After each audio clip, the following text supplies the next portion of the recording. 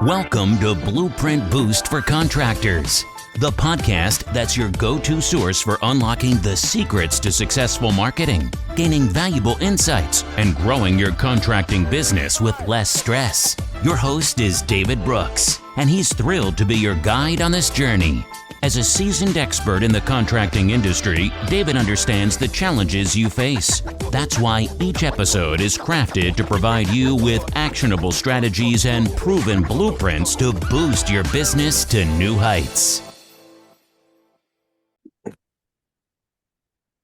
Hello, everyone. Welcome to another episode of the podcast. I'm your host, David Brooks, powered by Contractor Rhino. We do have a special guest with us for this episode, and I'll allow him to introduce himself. Thank you, David. Excited to be here. My name is Roshan. I'm actually one of the founders of a platform called Sequifi. And before Sequifi, I was a contractor itself in the pest control space. So my background is from doing a lot of pest control, a lot of solar, and then getting introduced to working with a lot of businesses, which did HVAC, plumbing, electrical. So truly being able to graduate in that sector from college all the way until now. And that's where I just saw a deep passion on being able to solve some problems. And here I am really providing a solution to work with a lot of these businesses so I can give back to the community. But yeah, excited to be here and excited to chat more. Excellent. No, excited to have you. We were really looking forward to digging in your background. So tell us about your journey, how you got started, and then how you made the transition to where you are today. Yeah, it's actually very non-traditional, I would say, at least in my opinion. I was going to college. I'm from India originally. I got full ride scholarship to go to school in the University of Wyoming. And back when I was studying there, and I was just trying to make some money in summer, just looking for internship. And I came across internship in a career fair to go work in Boston, Massachusetts. And all I knew was that, oh, it's going to be a great sales job and I can make good money. And I was like, wow, well, what is the potential to make money? And they're like, well, average reps make between $15,000 and $20,000 over the course of 3 months. Being a sophomore in college, my eyes just lit up. I'm like, no way, this just can't be true. This sounds too good to be true. Anyways, decided to take some risk and just give it a shot. And what I didn't know was it was going to be a door-to-door job. And I only discovered that few weeks before taking the job being started in Boston. So I was like, okay, well, here I am packing my car, going to Boston, made a 30-hour drive, got there. And first day of training, they're like, well, you're going to get this click. There's a piece of paper. You're going to look at all these bugs and you're going to go knock doors and talk to people and convince them on buying pest control. And that was when I knocked the first door. I'm like, holy crap. I am just so nervous, so scared. Never thought I'm going to go to this job. And and I just took I was like, well, I got to just do it. So didn't have a backup plan, didn't really have an option to go back home or do something else. I'm like, I have to figure it out. And 3 months in the internship, I was actually able to make really good money. Ended up making $25,000 that summer. And I came back and I'm like, this is a life-changing experience. I got to work with a lot of different people with a lot of different backgrounds, understand the contractor world from pest control sales perspective. And I just saw that there is a lot of value and pride being in this world and doing what I did. It was definitely not easy, and it was definitely not one of the jobs that I felt like I had a lavish lifestyle and anything like that. But the fact that I got to talk to a lot of different people and a lot of more middle class people who actually needed the service and really interact with them, it just gave me a lot of perspective, and I just generally enjoyed the experience. So from there, came back to school, and there was an opportunity to really go build with the same organization I took an internship for. So decided to take a more serious look, and they told me that if I can really go be a leader and learn a lot of skills to manage an office, there's a lot more potential on not just income, but truly to build myself in this industry. And I was studying marketing back then. So for me, this was a lot of interest and passion, but also what my professors and teachers telling me is completely different than what I'm doing here. So I ended up, taking the opportunity and came back next year where I managed 3 offices, where I managed an office in Reno, managed an office in Boston, managed an office in Maine. And that was about 150 sales reps we hired from different colleges and universities. And this is my junior in college. So I'm still going to school, still doing a lot of this stuff in part-time. And in the summer, I'll go back up my, all my back car and bags and just go to the summer. So during those 3 months, I think that's when I would say that was the moment for me. I just enjoyed the space. we did about close to 6.57 million revenue for a pest control company called Insight Pest Solutions back then. And they had a contract for Terminix, which is one of the largest pest control companies back then. So we really were able to go help drive that revenue from training the right, code of conduct for these sales reps and helping a lot of these homeowners and helping get rid of their bugs. And after the summer was done, I felt that I just gained more from those 3 months than I've ever done from any job, even if I worked for 2 or 3 years. And because of those 3 months, every day was something different. Everything was something new. Every day was something challenging or experiencing. So I just think I would say like those 3 months changed the direction I took in my career. I think if I would have not done that, I might be in a office working corporate job. But those 3 months came back. And sorry about the long background. I think there's a story behind it, but came back, and from there I just decided to really pursue a serious career. So offered to be a partner. So I basically graduated from college, and this is about 10 years ago.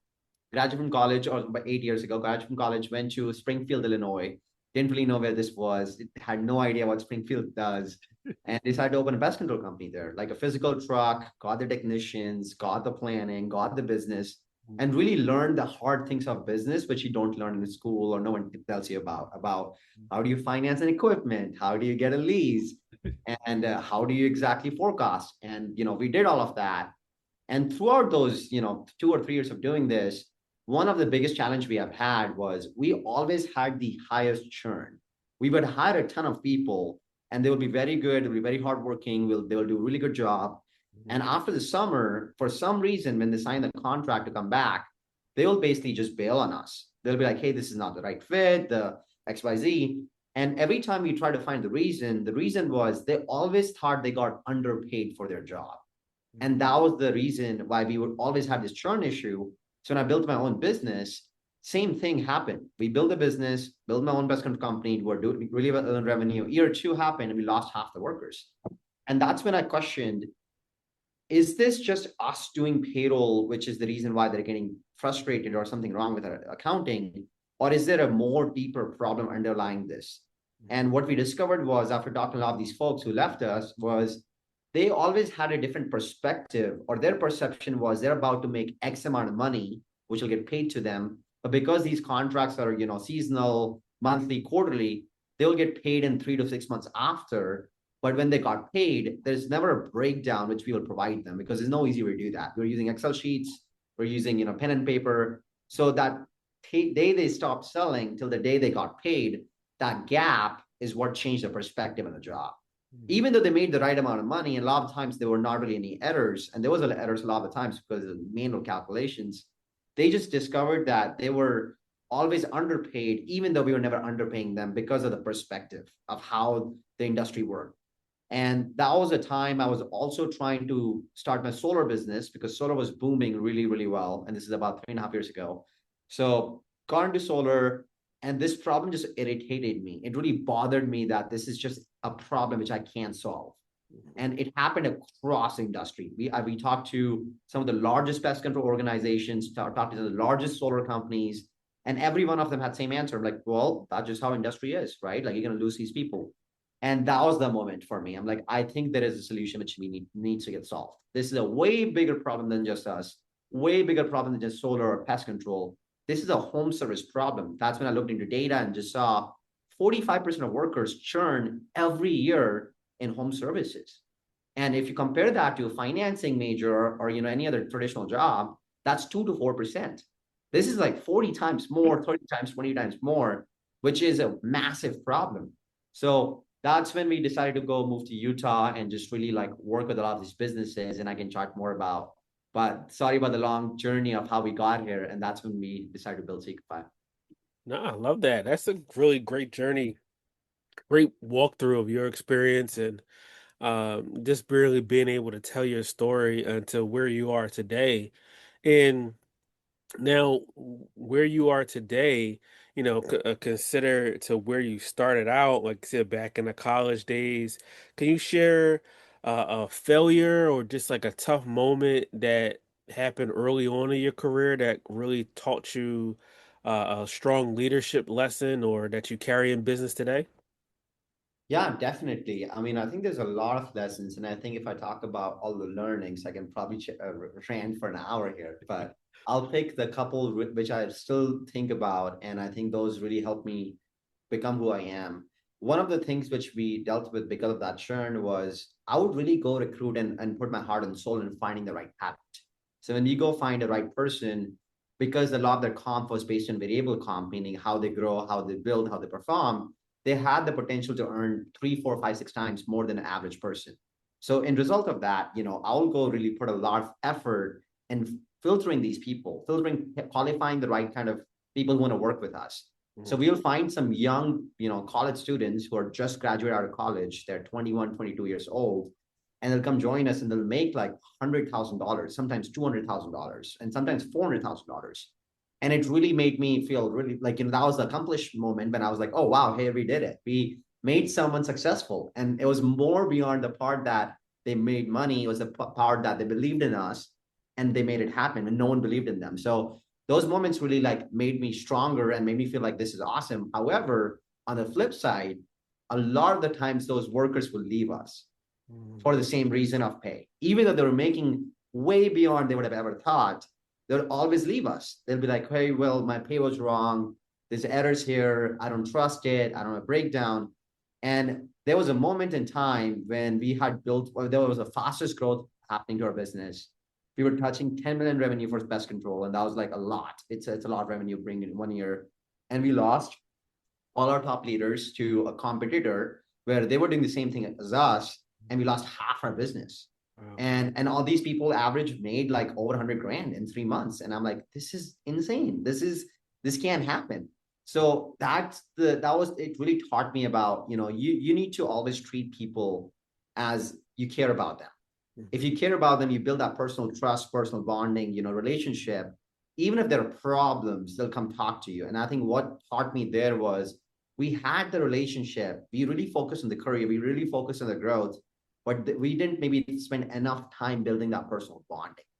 And that's what makes this industry so different is the best companies in this industry have that relationship with their employees and workers, where the employees actually want to be there for a long period of time. And that was the other part of retention, which made me realize always care about the people you work with and don't just treat them as a number. So that's a lesson which I think I learned early on how to really build good businesses. That's a really valuable lesson, and having that happen, and that's dramatic, right? That's drastic. Being able to have a lot of the workers jump ship to a competitor, and it taught you to be more personable, right? To really make that human connection, and that's a quality of a good leader, right? A good leader is someone who knows, the person who just got hired all the way down to the person that's been there 5 to 10 years, instead of a leader that doesn't know who anybody is, and just you don't have that connection. So that's really valuable for you being able to be a successful leader moving forward. Yeah, no, definitely. And I think there is another part of it which I always resonate to, and it's to always treat people as people, right? And the way you treat them is the way they're gonna treat you, or the way they're gonna treat your customers. So I think that level of hierarchy which exists in all these industries, what I've seen and I've seen this from a lot of these businesses which do a really good job is build a good culture, because your culture is your people. So if your people don't have the culture, your customers won't feel the same culture either. So it trickles down all the way to the bottom. And what experience your customers get, it depends on how you treat your employees. And a lot of times people don't think that. Mhm. No, I agree. A lot of times people don't have that human aspect to it.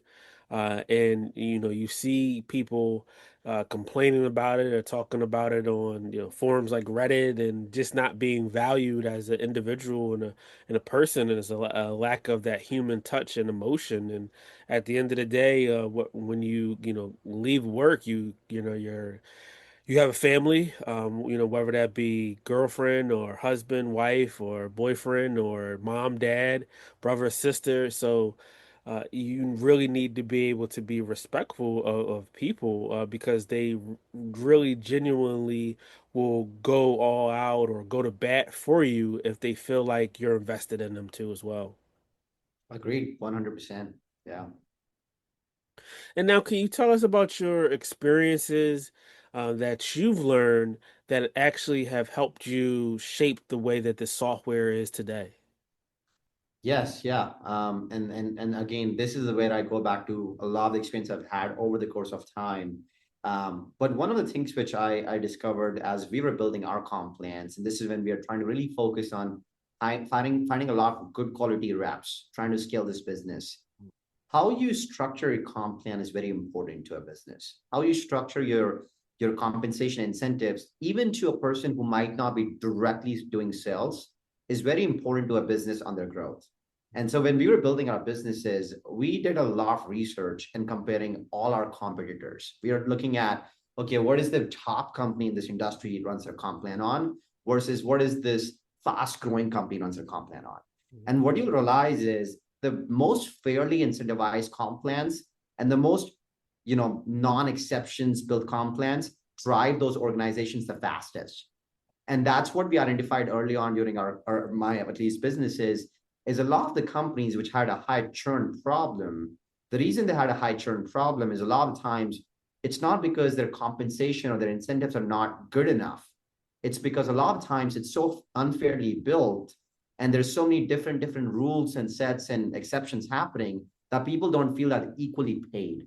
And that was a very important factor on how a lot of these businesses actually didn't really look at that as the main criteria. So when we start looking at these comp plans, for us, that's where we spend so much time and energy on how do we create these comp plans from top down to the bottom level, and they're completely transparent, they're completely open, and there's no exceptions happening for anyone.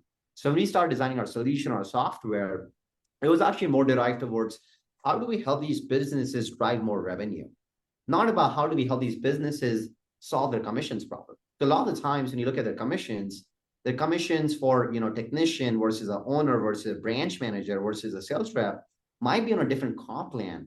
But what's more important to them is, do they really understand that? Do they understand why person A feels unvalued, unfairly taken advantage of? Because maybe he thinks his comp plan is lower than other employees for the same amount of work he's doing. So it was really important for us to build our software in a way where we help them consult and look at those drivers, look at their top performers, look at their to the bottom line, on their business, and say, okay, how do we structure this? So when you go set this comp plan, you can go hire 100 more people, and you won't have to have discussions about these comp plans because everyone sees it's standardization in the space. You're paying everyone fairly, and that's how we build our solution. So our solution today does a lot of things like onboarding, of course, documents, contracts, commissions, and payroll, but it all revolves around payroll, right? And I think that's the biggest component again, is if you don't pay your employees accurately, if you don't pay them on time, if you don't pay them fairly, they're bound to leave at some point, sometime. And I think if you can solve those three problems, a lot of the times, even the employees who were about to leave, they'll think about that and think about, okay, company A, which I work for, at least I can go track down every piece of information I need, versus company B might be promising me, anything to the moon. However, there's no way for me to track that. So that's why it's important that as a business owner, or if you're running a business in this industry, really think about your comp structures, payroll, and how do you give that visibility to your employees, because they really deserve that. More than demanding, they deserve a fair breakdown for what they're getting compensated for. I love that. I love that breakdown. When we think about that, in being fair to employees, having a good comp plan, being able to make sure that they get paid smoothly and efficiently. What are some of your goals or company goals for Q3, Q4? Yeah, no, we are actually going about after some really ambitious goals. And I think for us, this is our passion. We were born in this industry. Everyone in our team actually has done some sort of home service job, even though we're a tech company.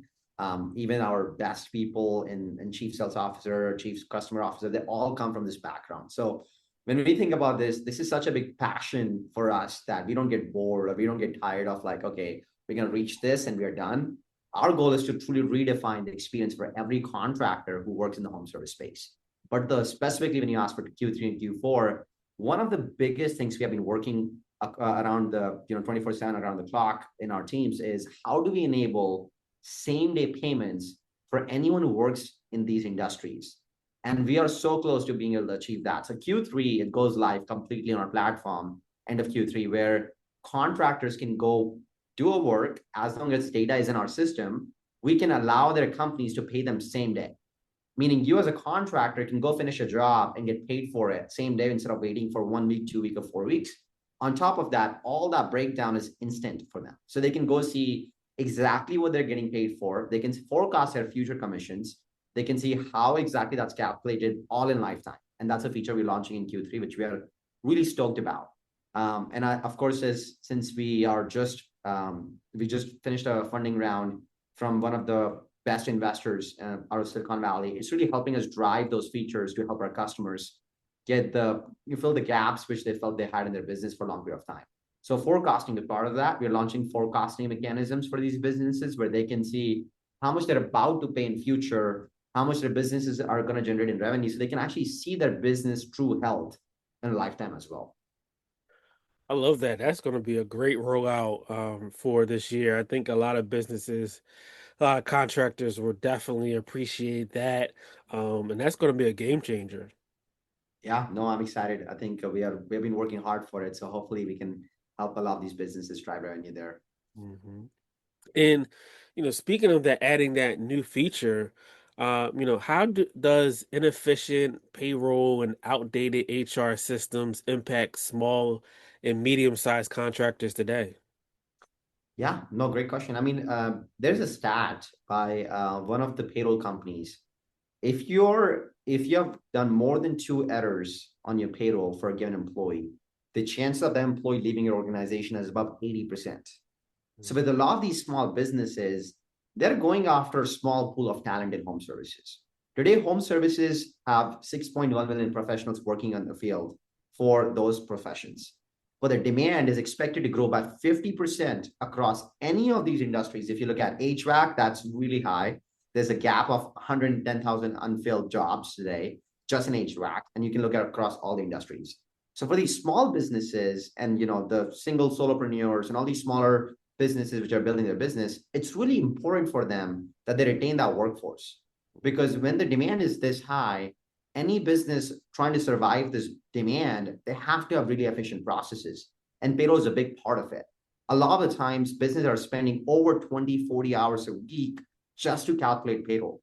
When in reality, their best time should be spent on running their business. Sometimes, and you'll probably see, I'm sure you have seen a lot of this, David, but I've met a lot of businesses where they have a lot of demand for what they're trying to solve for, but their operational side is weak, so they can't handle that demand, which in result not only costs them revenue, but costs them profits because they're running after solving all these problems of payroll to retain their workers. Because when you lose 1 or 2 workers because of payroll issues, it directly affects your bottom line. It affects you how many jobs can you complete, how much delay you're going to give to your customers, what happens to customer support and customer experience, and diminishes your brand. So it's really important for these small businesses to be able to retain these workers so then they can think about scaling in this high growth environment.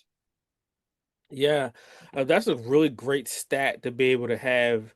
And you're right, you will lose good talent off of simple, sometimes payroll issues where hey, I may like the people I work with, I may even like the company, but I really can't afford, my payroll to, be right and then incorrect and then right and incorrect again. And it's just like this roller coaster ride of emotions and, then you start having added stress because like, man, my payroll and I have to pay my mortgage on time or I have to pay my credit card or my daughter's or son's tuition. So it's a lot of different factors, and that's added stress on the employee that then takes away their mind and their focus on doing a really good job because they're worrying about trying to get a payroll issue corrected.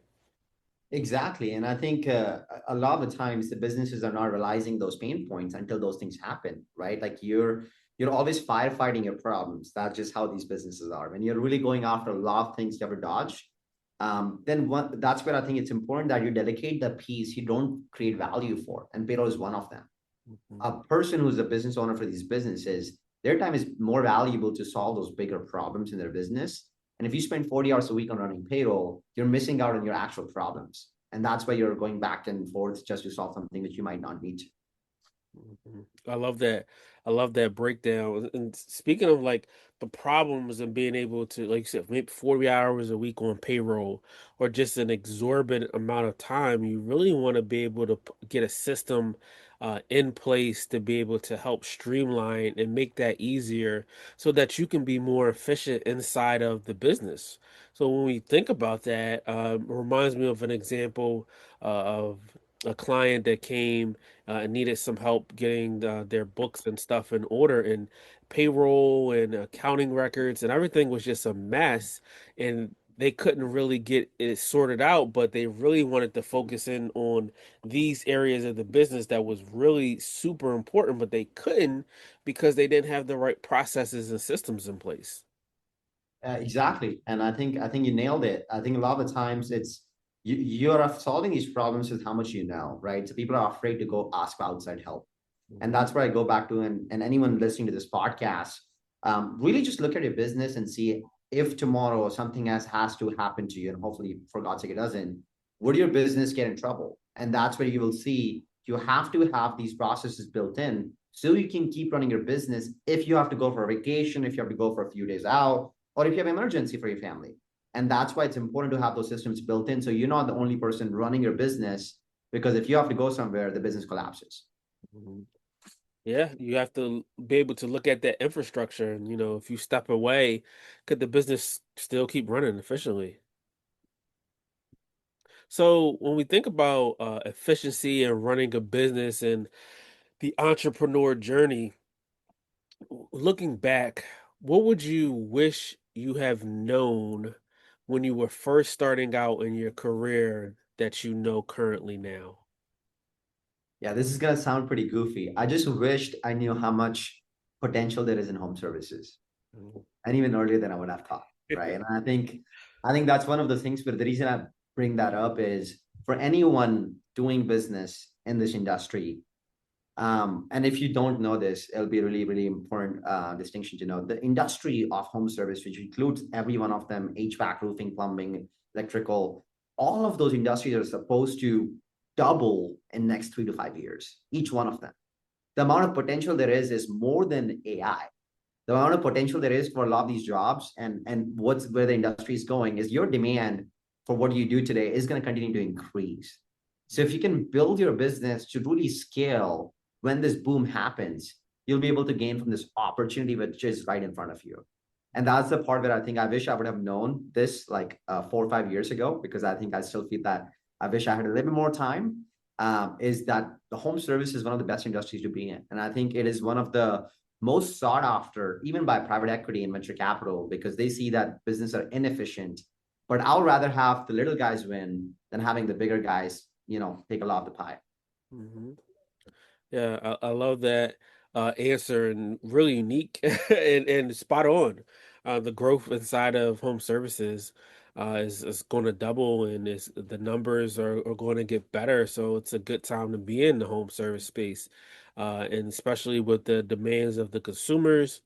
It's really an area and opportunity for growth, and really be able to help businesses get unstuck in their systems and their processes and things that they have in place to be able to make them more efficiently better, and make their life easier so they can get back more time to work inside the business and to spend time with their family too. 100%. Yeah. And I think if you can do a good job now, then you can have more time for your family. Mhm. So, yeah. Yeah, I love that. So closing up, where do you see yourself, the company, in the next 3 to 5 years? Yeah. No, great question. I definitely think I have huge plans for us at the company, and for myself. I think we definitely aim to be the leading solutions for helping businesses scale in home services. We want to be the number one payroll solution across the board for home services. That's what we really aim to be. And the dream and the vision is to help employees where they can go finish a job and get paid for it right away. Mhm. The experience we want to give them is it's almost like you're going and playing a arcade game, and if you win you get the tickets. That's the experience I want to bring to this table, because that's what exists today in a lot of other industries. So the Mhm. vision for me is how can we have every worker get paid immediately after they finish a job? And that's the vision we have for Sequifi. For us, in 3 to 5 years, we do aim to have a lot of that market share, hopefully, and helping a lot of these businesses scale. And when I say businesses, our focus is heavily on the mid-market, SMBs, truly real businesses which are growing organically and they have been building their business from their own work and effort, helping a lot of those businesses come on the track to be visible, which they maybe not be visible today. So that's where we aim to be, and I hope we can help along the way a lot of these businesses grow 3, 4, 5, 10x, or even get an exit. So that's a vision. Excellent. Love to be able to see it come true. Of course. Well, thanks so much for joining the podcast. Can you let everyone know where they can find you at? Yeah, of course. Yeah, no, thank you, David. It was a pleasure being here. We are on Instagram, which is sequifi.com.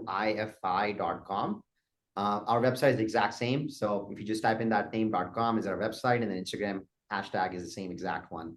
We're also on LinkedIn. So if you think there's anything we can do to help your business, feel free to reach out to us and we'll be happy to help. Excellent. We appreciate that. Thanks so much for joining the podcast. Everyone, make sure you go check them out. Check out all those social links and the website too as well. And thanks so much for joining. Of course. Thanks, David. You're welcome. Everyone, thanks for listening to this episode and tune into the next one. Thank you for tuning in to another episode of Blueprint Boost for Contractors. We hope you found today's insights and strategies valuable for your contracting business. If you enjoyed the episode, don't forget to hit that subscribe button and please leave us a review. Your feedback helps us bring content that truly matters.